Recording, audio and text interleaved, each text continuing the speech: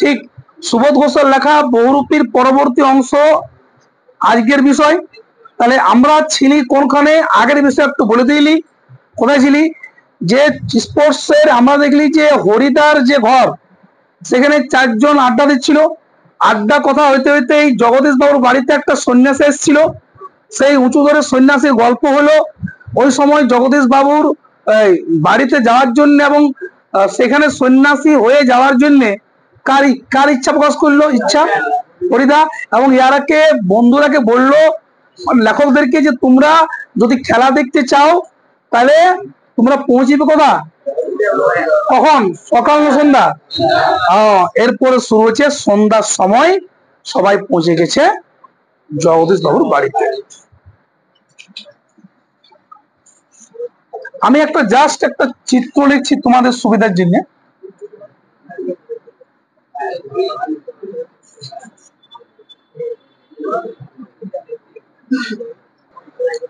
দেখো দেখো শুরু করছি।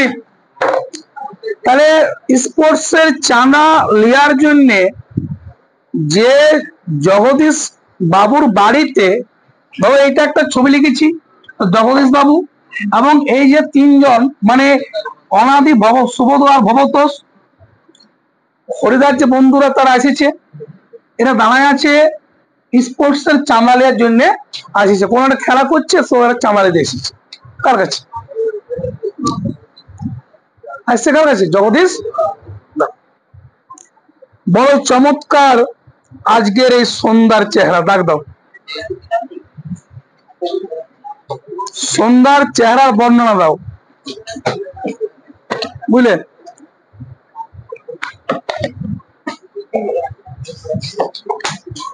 শোনো, এই সন্ধ্যার চেহারায় বড় বড় চমৎকার, দারুণ সন্ধ্যা আজকে, ঠিক বড় চমৎকার আজ সন্ধ্যার, এই সন্ধ্যার চেহারা। আমাদের শহরে গায়ে কতদিন তো চাঁদের আলো পড়েছে, কিন্তু কোনোদিন কোনোদিন তো আজকের মতো এমন একটা স্নিগ্ধ ও শান্ত উজ্জ্বলতা কখনো চারিদিকে এমন সুন্দর হয়ে ফুটে ওঠে।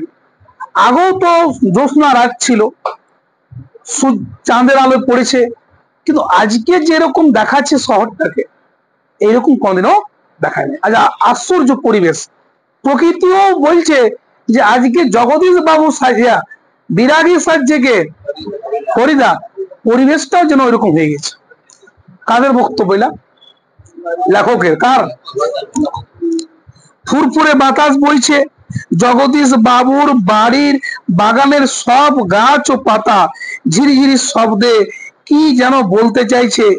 জগদীশ বাবুর বাড়িতে এক বারান্দাতে মস্ত একটা বড় আলো জ্বলছে, সেই আলোর কাছে একটা চেয়ারের উপর বসে আছেন জগদীশ বাবু।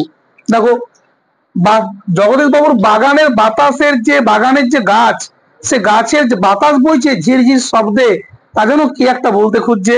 আর কি, জগদীশ বাবু যেখানে বসে আছে চেয়ারের উপরে, তার উপরে একটা মস্ত বড় আলো জ্বলছে। দেখো জগদীশ বাবুর দিয়েছে বর্ণনাটা কিরকম, দেখো, সাদা মাথা, সাদা দাড়ি, শান্ত সৌম্য জ্ঞানী মানুষ জগদীশ বাবু। আমরা আমাদের স্পোর্টসের চাঁদার খাতাটি কে জগদীশ বাবুর হাতে তুলে দিয়ে দাঁড়িয়ে আছি। দেখো, এরা জগদীশ বাবুকে স্পোর্টসের খাতা দিয়েছে চাঁদাটা, আর এরা দাঁড়ায় আছে। আর জগদীশ বাবু দেখো, সাদা দাড়ি আর সাদা চুল, শান্ত জ্ঞানী মানুষ, একদম দারুণ শান্ত, কিন্তু বহুত কৃপণ কৃপণ মানুষ বলে। দেখো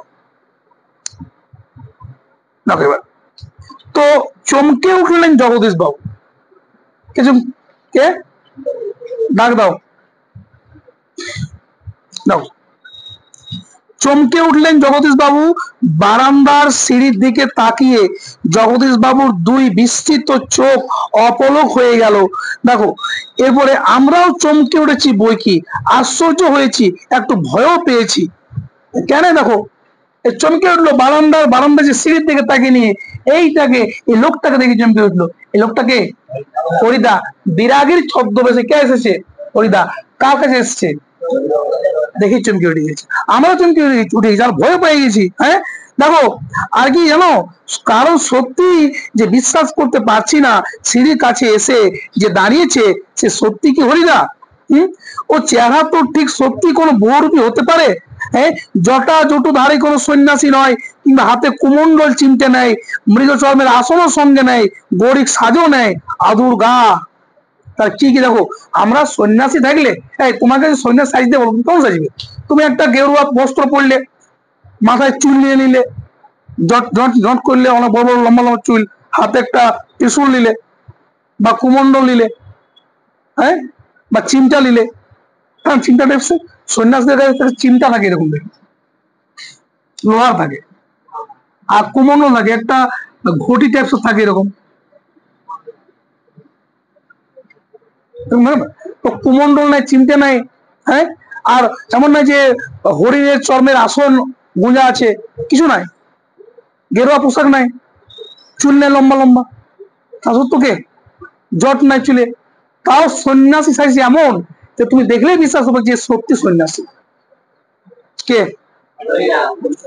দেখো এখন গল্প হলো কি, শুনবে তো, কি রকম সন্ন্যাসী, তার ভেষটা কি, সন্ন্যাসীর ভেষটা কি, সন্ন্যাসী কিরকম দেখো।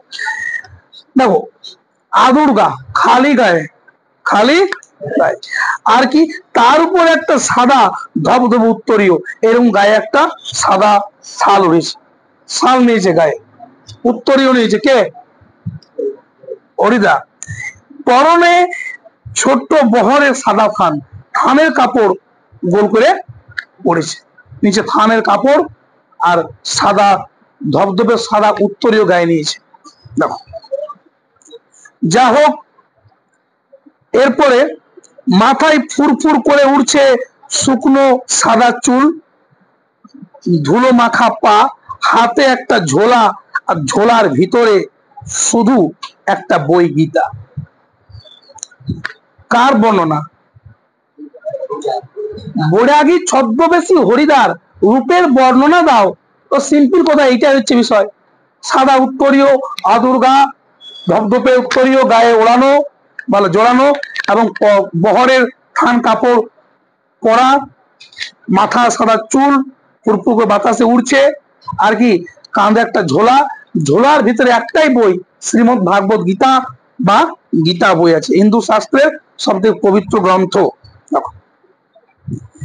গল্প হচ্ছে কি, আর গীতা বের করে কি যেন দেখলেন সে আগন্তুক, তারপর নিজেই হাসলেন মনে মনে, এরকম করে গীতা বইটাকে ঝোলা থেকে বের করলো, বইটাকে দেখলো আর নিজেই হাসলো। এই জগৎ, এই পৃথিবী, সবকিছুই কিরকম, কে কে বলছে? আগন্তুক এই মানুষটি যেন এই জগতের সীমার ওপার থেকে হেঁটে হেঁটে চলে এসেছে, শীর্ণকায় শরীরটাকে প্রায় একটা আরসির মতো একটা চেহারা বলে মনে হয়। কি অদ্ভুত উত্তপ্ত, শান্ত, উজ্জ্বল একটা দৃষ্টি এই আগন্তুকের চোখ থেকে ঝরে পড়ছে। মনে হচ্ছে যে পৃথিবী নয়, অপার কোন জগৎ থেকে ঈশ্বরের একটা প্রতিনিধি যেমন আসছেন, এত সুন্দর শান্ত চেহারা ভাবে লাগছে কাকে? চোখ বড় শান্ত, চোখের মধ্যেই বুঝাচ্ছে যে কত পবিত্র, কত শান্ত দৃষ্টি। কার? এবারে উঠে দাঁড়ালেন জগদীশ বাবু, আসুন। দেখে চমকে গেছে, উঠে গেছে, হ্যাঁ আসুন আসুন আসুন। জগদীশ বাবু চিনতে পারে না। তখন আগন্তুক হাসলো, আগন্তুকটাকে বিরাগীর ছদ্মবেশী হরিদা, আর ছদ্মবেশী বিরাগীর ছদ্মবেশী আর হরিদা, এই আগন্তুক মানে যে আসছে, হ্যাঁ, ও হাসলো। উঠতে আসে বললো, উপরে আসতে বললো, হাসলো কেন? কেউ কি বলছে, আপনি কি ভগবানের চেয়ে বড়? তুমি বারান্দার উপরে দাঁড়ায় আছো, একটা লোককে বলছো, সাধুকে, যে আসুন আসুন উপরে আসুন, তুই কি ভগবানের থেকে বড়? তুই আমাকে ডাকছিস, আমি তোর অর্ডারটা শুনবো কেন? আমি একমাত্র শুনবো কার অর্ডার? ভগবান অর্ডার। তুই বলার কি আমাকে? এই খাঁটি সন্ন্যাসীর মতো উত্তর দিচ্ছে, এ কারাই যাবে। বুঝলে নাও, গল্প যে কি, আপনি কি ভগবানের চেয়ে বড়? কাকে বললো? জগদীশ বাবু ডাক দিবে, আপনি কি ভগবানের চেয়ে বড়? লাইনটা দাগে রেখবে। জগদীশ বাবু কিছু ভেবে বলেন, কেন আপনি এমন কথা কেন বলছেন মহারাজ, এরকম কথা কেন বলছো? দেখো, আমি মহারাজ নয়, আমি সৃষ্টির মধ্যে একটা ধূলিকণা। আমি কেন মহারাজ? তুমি মহারাজ কেন বলছো আমাকে? আমি পৃথিবীর মধ্যে ছোট্ট একটা ধূলিকণা বটি, আর ধুলার কণা আমি, আমি কেউ নয়। তারপরে কিন্তু আপনি বোধ হয় ওই 11 লক্ষ টাকার সম্পত্তির অহংকারে নিজেকে ভগবান হচ্ছ বড় বলে মনে করেন। হ্যাঁ, তা ওখানে দাঁড়িয়ে আছেন, নেমে আসতে পারছেন না? হ্যাঁ, আমি তো ভগবান নয়, আমি তো মহারাজ নয়, আমি সৃষ্টির মধ্যে একটা ধূলিকণা। কে বলছে এটা? বিরাগী ছদ্মবেশী হরিদা। এই পৃথিবীর মধ্যে একটা ধূলিকণা। আমি মনে হয় জগদীশ বাবু, মানে আপনি আপনি মনে হয় আপনি এই 11 লক্ষ টাকার মালিক। আপনি ওই 11 লক্ষ টাকার সম্পত্তির অহংকারে আপনি পথ দেখতে পাচ্ছেন না, আপনি সন্ন্যাসী চিনতে পারেন নাই, আপনি নিজেকে ভগবান হচ্ছে বড় বলে মনে করেন, বলে আমাকে অর্ডার দিচ্ছেন। কোন আপনি নেমে আসুন, নামে তো আপনি আসতে পারছেন, আমাকে আসার বলার কি দরকার? তাহলে তুমি নিজেকে ভগবান থেকে বেশি বলো বড় বলে মনে করো। খাঁটি সন্ন্যাসীর মতো উত্তর দিয়েছে কে? সেই মুহূর্তে সিঁড়ি ধরে ধরে নেমে যান কি জগদীশ বাবু। আমার অপরাধ হয়েছে, আপনি রাগ করবেন না। কাকে কাকে বললো? আগন্তুক হাসেন, আগন্তুক আবার হাসেন। আমি বিরাগী, রাগ আমার কোনো রিপু নেই, রাগ নামে কোনো রিপু আমার নেই। একদিন ছিল সেটা পূর্ব জন্মের, রাগ দেবে একদিন ছিল, একদিন সেটা পূর্ব জন্মের কথা। এই শোনো, বিরাগীকে বললো না যে দেখুন রাগ করবেন নাই, কেন নেমে এলো সিঁড়ি থেকে? আগে বললো, আরে আমি কি রাগ কেন করবো? আমি বিরাগী। বিরাগী মানুষ শুনবে, বিগত হয়েছে রাগ যার, যার রাগ আর নাই, রাগ নষ্ট হয়ে গেছে। আমার রাগ রোষ মায়া মদ মৎসর্য কিছু নাই, আমি বিরাগী। রাগ তো নাই আমার, রাগ করবো কি করবো? রাগ ছিল, রাগ হয়তো হয়তো আগের জন্মে ছিল, এই জন্য আমি বিরাগী। জগৎবাবু বলেন, বলুন বলুন এখন আপনাকে আমি কিভাবে সেবা করব বলুন, কি চাই আপনার? বিরাগী বলল, ঠান্ডা জল চাই, আর কিছু না, শুধু ঠান্ডা। ঠান্ডা জল দিল আগে, কাকে দিল? বিরাগীকে। ঠান্ডা জল খায় হাত ছাড়েন বিরাগী। তারপরে এদিকে ভবতোষ আমার কানের কাছে ফিসফিস করছে। ভবতোষ বলছে কাকে? সুবোধকে, লেখককে। হ্যাঁ দেখ, হ্যাঁ কি বলে ওই, দেখো শুনছো তো, এসব ভাষা কি হরিদার মুখের ভাষা হতে পারে? ভবতোষ কানে ফিসফিস করে কি বলেছিল দেখ দাও। ভবতোষ কাকে বলছে? সুবোধকে। সুবোধ বলছে কি, দেখ দেখ এটা হরিদা নয়, হরিদার মুখের ভাষা এমন হতে পারে? দারুণ, দেখো শুনবে। জগদীশ বাবু ততক্ষণ সিঁড়ির উপরে বসে পড়েছেন। এখন জগদীশ বাবু নামের সিঁড়ির উপর বসে গেছে, আর বিরাগীর পা দুটাকে ছোঁয়ার চেষ্টা করছে। ছুলে প্রণাম করবো বলে পুণ্য কামাই নেবো, পুণ্য কামায় লোক কুম্ভ যে পুণ্য কামাইতে, আর সিঁড়িতে বসে না বসে গেছে সিঁড়িটায়। কার পা টাচ করবে? দেখো, এরপর দেখো তো, দেখা দেখা গেছে। তো দেখা গেল কি, আমি কি অনেকটা ক্রস করে গেলি?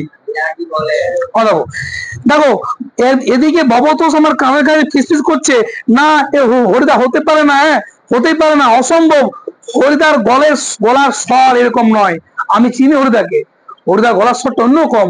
আর এই বিরাগী অন্যরকম বলছে, বহু শান্ত, সেম বিরাগী। হ্যাঁ, কে বলছে না? ভবতোষ। দেখো দেখো, বিরাগী বলেন, পরম সুখ কাকে বলে জানেন? হ্যাঁ, ডাক দিবে, সব সুখের বন্ধন থেকে মুক্ত হওয়াই হচ্ছে পরম সুখ। আপনি সুখ বলছেন তো, সুখ জানেন পরম সুখ কাকে বলে? সব সুখ এর বন্ধন থেকে মুক্ত হয় কি সুখ? তুমি সুখ খুঁজো না, সুখ খুঁজোই না, তো তুমি পরম সুখ হয়ে যাবে। আমি ভালো আইসক্রিম খাবো, পালি নাই, তো দুঃখ লেগে গেলো। ভালো বিছানায় ঘুমাবো, পালি না, তো দুঃখ লেগে গেলো। ভালো ঘর থাকবো, নাই পালি, তো দুঃখ লেগে গেলো। তো তুমি সুখ চাও না, সব সুখ থেকে যখন তুমি মুক্ত হয়ে যাবে, সুখ দরকার তোমার হবে নাই, তখন তুমি পরম সুখী। কি সুখী? এই মাটি তো, মাটিতে ঘুমাই যাবো, এটাই আমার পৃথিবী। পরম সুখ কাকে বলে বুঝতে পারলে? যত সুখ জীবনের সব থেকে মুক্ত হয়ে যাওয়ায় কি পরম সুখ। তো গল্প যে কি, এই যে ভবতোষ কানের কাছে ফিসফিস করে বললো, দেখো হ্যাঁ সুবোধকে বলছে, মানে সুবোধ ঘোষকে, যে এই ভাষাগুলো কি হরিতার মুখের ভাষা হইতে পারে? এত ভাবে হরিতা বলতে পারে? এত জ্ঞান পাইলো কথা থেকে? দেখো, জগদীশ বাবু ততক্ষণ সিঁড়ির উপর বসে পড়েছেন।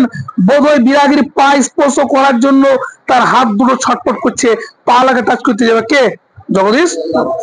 জগদীশ বাবু বলেন, আমার এখানে কয়েকটা দিন থাকুন বিরাগীজি, আপনার কাছে আমার প্রাণের অনুরোধ।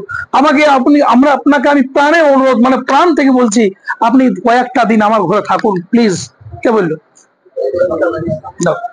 দু হাত জড়ো করে বিরাগীর মুখের দিকে কে তাকে দেখেন, জগদীশ এমন করে তাকায়, প্লিজ আপনি কয়েকটা দিন থাকুন আমার কাছে। এরপরে বিরাগী হাসেন, বাইরের খোলা আকাশ থাকতে আর ধরিত্রীর এই মাটিতে স্থান থাকতে আমি এক বিষয়ের দালান বাড়িতে ঘরে থাকবো কেন বলতে পারেন? এই খোলা আকাশ, এই পৃথিবী, এই মাটির স্থান, এটা থাকতে আমি একজন বিষয়ী যে সম্পত্তির অহংকারে অহংকারিত, তার বাড়িতে কেন দেখবো? কেন দেখবো? এই খোলা ছাদ গায়ে আমার, আকাশটা আমার ছাদ, আর এই মাটি আমার নিজের জায়গা, এখানে থাকলে। বিরাগীজি, জগদীশ বাবুর গলার স্বরে করুণ হয়ে ছলছল করছে। না বিরাগীজি প্লিজ আপনি থাকুন। কেন যেটা? বিরাগী বলেন, না আপনার এখানে জল খেয়েছি এটাই যথেষ্ট, পরমাত্মা আপনার কল্যাণ করুন, কিন্তু আপনার কাছে আপনার এখানে থাকা আমার পক্ষে সম্ভব। জল খালি এটাই ঠিক, ভগবান আপনার মঙ্গল করবে, কিন্তু আপনার এখানে থাকতে আমি। জগদীশ বাবু ভাবিছে, ওই সন্ন্যাসীটা ছিল আমার এখানে 7 দিন, আর থাকতে খুঁজছে নাই, মানে ই ওর থেকেও বড় সন্ন্যাসী। হ্যাঁ, যা হোক, জগদীশ বাবু বলছে, তবে একটুকু কিছু আজ্ঞা করুন, যদি আপনাকে কোন রকম সেবা করতে পারে তো কিছু একটা বলুন, কিছু একটা আজ্ঞা করুন। দেখো এবারে বিরাগী, না মা, আমি যার কাছে পড়ে আছি তিনি আপনার চেয়ে কিছু কম নয়, কাজেই আপনার কাছে আমার চাইবার কিছু দরকার হয় না। তুমি কি ভাবছো? তুমি কি দিবে আমাকে? আমি যার কাছে পড়ে আছি পরম মঙ্গলময় ঈশ্বর, পুরো পৃথিবী চালাচ্ছেন, তুমি আমাকে কি দিবে? ওই সব দিবে। যা হোক, তখন ও বলছে যে জগদীশ বাবু বলছে, তো তবে কিছু একটা উপদেশ শুনিয়ে যান বিরাগীজি, নইলে আমি শান্তি পাবো না, কিছু একটা বলুন, কিছু একটা বলুন। অবস্থা খারাপ কার? কার? জগদীশ বাবু। বিরাগী তো উপদেশ দিছে, উপদেশটা দেবো কি? দাগ দেবে, ধন জন যৌবন কিছুই নয়, ওগুলো দাগ দিয়ে পুরো পড়বে, ওগুলো হলো সুন্দর সুন্দর এক একটি বঞ্চনা। মন প্রাণের সব আকাঙ্ক্ষা নিয়ে শুধু সেই একজনেরই হতে কি আপন হতে চেষ্টা করুন, যাকে পেলে পৃথিবীর সৃষ্টির সব ঐশ্বর্য পাওয়া হয়ে যায়। উপদেশটা কি? এই ধন মানে টাকা পয়সা সম্পত্তি, ঠিক আছে, এই জন মানে মানুষ, আর এই যৌবন ইয়াং এজ, এটা কখনো সবার থাকবে, একদিন না একদিন সব চলে যাবে। তাহলে এলাম নিয়ে কি অহংকার? এই শরীর ইয়াং এজ নিয়ে তুমি কি অহংকার? এই টাকা পয়সা নিয়ে কি অহংকার? বা এই বডি নিয়ে কি অহংকার? এই মানুষের কি অহংকার? সব মিথ্যা, একদিন সব যখন চলে যাবে, তাহলে অহংকারটা কেন? উপদেশ দিয়ে দিল, শুনুন, এরা দিকে ছুটবেন নাই, ছুটবেন কার দিকে? যিনি পৃথিবী সৃষ্টি করেছেন, সেই পরম মঙ্গলময় ঈশ্বর, ওয়াকে পাওয়ার চেষ্টা করুন, ওর আপনার হাতে চেষ্টা করুন, যাকে পাইলে পৃথিবীর সবকিছুই তোমার পাওয়া হয়ে। দিল একটা লম্বা চড়া উপদেশ দিয়ে। কে দিল? এই ধন জন যৌবন, এগুলো সব একটা সুন্দর সুন্দর কি বঞ্চনা, এগুলো মানুষকে দুঃখ দিয়ে দেয়। আচ্ছা আমি চলি বলে নিয়ে বিরাগী এবার যাচ্ছে। জগদীশ বাবু বলেন, এই আপনি আপনি একটা মিনিট থাকুন, যাবেন নাই? 1 মিনিট প্লিজ দাঁড়ান। এবারে সিঁড়ির উপরে অচল হয়ে 1 মিনিট দাঁড়িয়ে রইলেন কে? বিরাগী, মানে বহুরূপ, মানে ছদ্মবেশী হরিদা। ও চুপচাপ দাঁড়ালে 1 মিনিট। এক মিনিট দাঁড়ায় আছিস। দেখো, আজকের চাঁদের আলোর চেয়েও স্নিগ্ধ এক জ্যোৎস্না যেন বিরাগীর চোখে ঝরে পড়ছিল। আজকে চাঁদের আলো যতটা শান্ত নাই, কালো শান্ত তার চোখ। কার? বিরাগীর চোখ। এই দেখো, এরপরে ভবতোষ ফিস করে, না না, ওই চোখ কি হরিদার হতে পারে? অসম্ভব। দেখো সুবোধ বলছে, হরিদার চোখ বলো হরিদার, হরিদার সবসময় এরকম থাকে। এই কেমন আছে? দারুন। ভবতোষ তো এদের মধ্যে কনফিউশন। সকাল সন্ধ্যা উঠছে বসছে, ওরা চিনতে পারছে না, কি করে চিনবে জগদীশ বাবু? যা হোক, শোনো একটা ঘটনা এবারে। দেখ, জগদীশ বাবুর হাতে একটা থলি, আর থলির ভিতরে নোটের একটা তাড়া বা বান্ডিল, এক বান্ডিল নোট। বুঝলে কি বললাম? বিরাগীর পায়ের কাছে থলিটা রেখে দিয়ে ব্যাকুল স্বরে প্রার্থনা করেন জগদীশ বাবু, এই প্রণামী, এই সামান্য 100 টাকা গ্রহণ করে আমাকে শান্তি দান করুন বিরাগী, বিরাগীজি। তীর্থ ভ্রমণের জন্য এই টাকা দিলাম। এটা ভাবেন নাই যে আপনাকে দিলি বলে, আপনাকে আপনি যে ঘোরার জন্য ভগবানের বিভিন্ন জায়গায় যাবেন আপনি তীর্থ করতে, ওইটার জন্য দিলি, আপনি কিছু খারাপ মনে করবেন না। এই টাকাটা লাও প্লিজ। কে বলে এটা? দেখো এবার দেরে কি হাসেন। তীর্থ, তীর্থ কি? আমার বুকের ভিতরেই তো সব তীর্থ, এখানেই সব। ঈশ্বর अंदर है, कन कन में भगवान है। এই পাথরটা ভগবান, এই ঘরটা ভগবান, সবই ভগবান। ঈশ্বরের পাওয়ার জন্য কোনো তীর্থ যাওয়ার দরকার নাই, মনের ভিতরে সব। মন চাঙ্গা তো কঠোর মে গঙ্গা, দিল বলে কে? আমার বুকের এই ভিতরে সব তীর্থ, ভ্রমণ করে দেখবার আমার দরকার তো হয় না। হ্যাঁ, জগদীশ বাবু বলছে আমার প্রাণের অনুরোধ, প্লিজ এই টাকাটা রাখুন, নইলে আমি শান্তি পাবো না। কে হয়েছে? বিরাগী বলেন, পরের পেজ, বিরাগী বলেন না, আমি যেমন অনায়াসে ধুলো মারিয়ে চলে যেতে পারি, দাগ দাও, তেমনি অনায়াসেও সোনা মারিয়েও চলে যেতে পারি। তুমি কি ভাবছো পয়সাটা মূল্য আছে আমার কাছে? আমার কাছে পয়সার কোনো মূল্য নাই।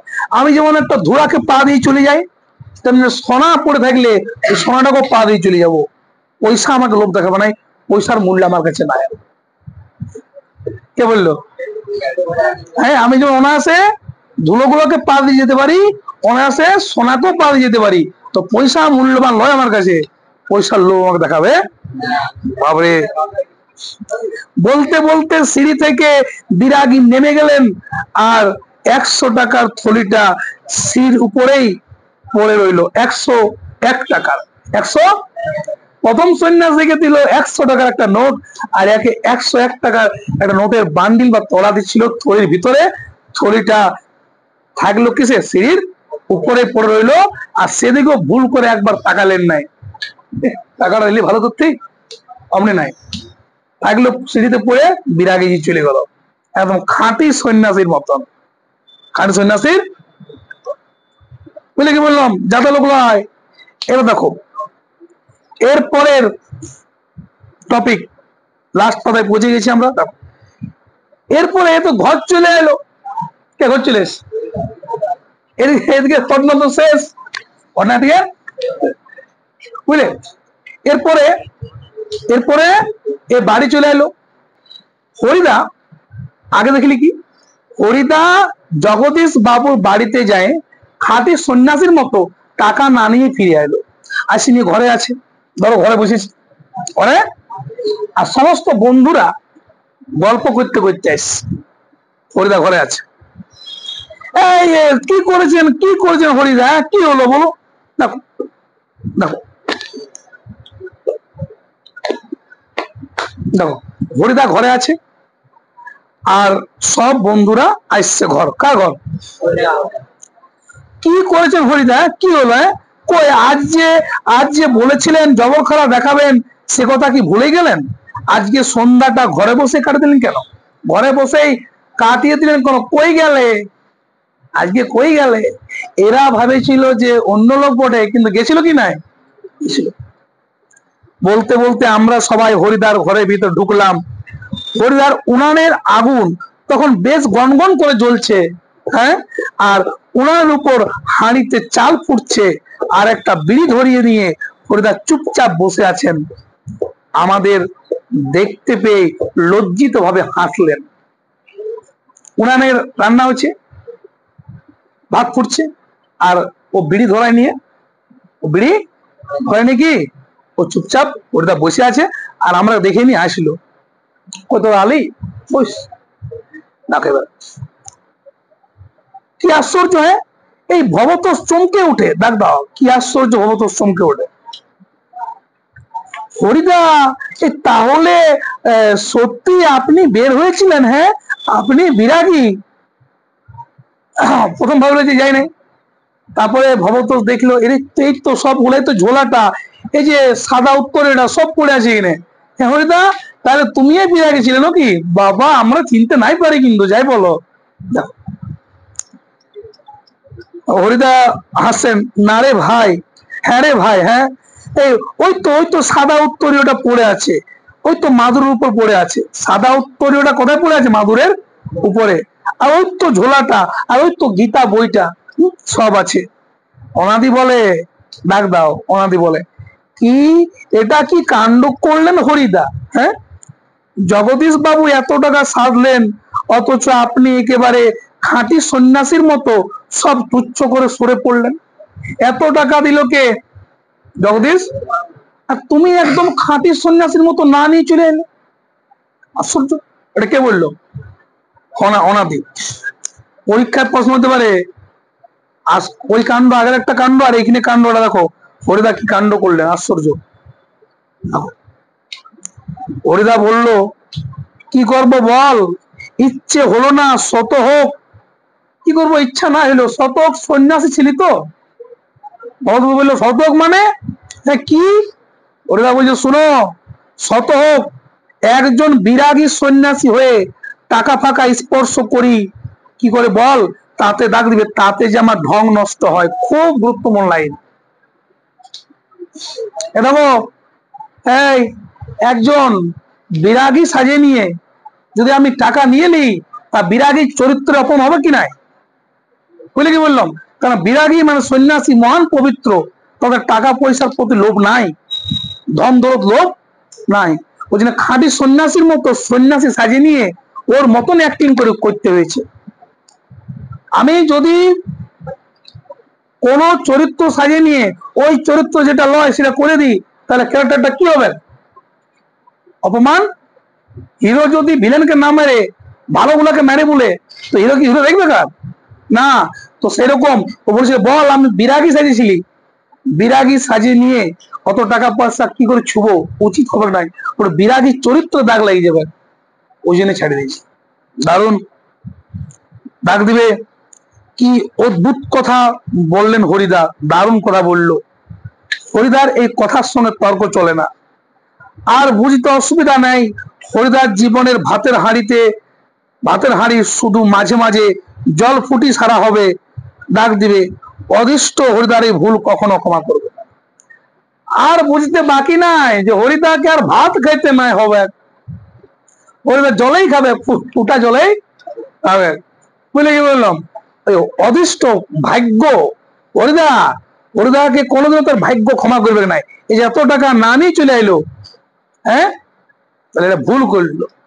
ওই ভাগ্যটা কখনো ক্ষমা, অদৃষ্ট হরিদা যে ভুলটা করলো, অদৃষ্ট ভাগ্য কপাল, সেই ভুলটা কোনদিন ক্ষমা।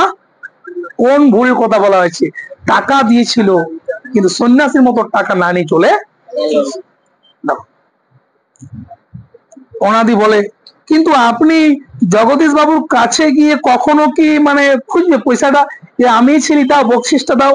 হ্যাঁ, তখন এখানে চেঁচিয়ে হেসে উঠল হরিদা, যাবই তো, না গিয়ে উপায় কি? হ্যাঁ, গিয়ে অন্তত বকশিসটা তো দাবি করতে হবে। বলবো না আমি ছিলি, হ্যাঁ বকশিসটা।